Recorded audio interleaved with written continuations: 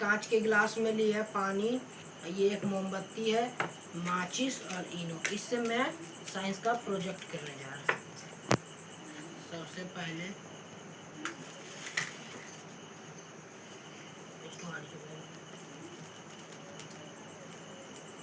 इसको जलाएंगे।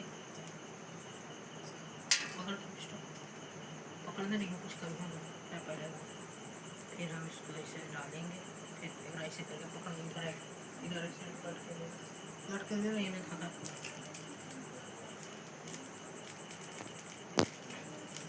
अब एकदम करीब आ जाओ, एकदम करीब, खाली अक्कर आना चाहिए। अब करो अक्कर, रुक हाँ खाली अब अक्कर अर्थ और गोड़ा।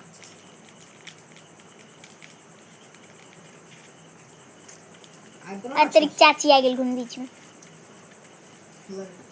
चाची तो साइड से निकलो अभी। बैठ गए।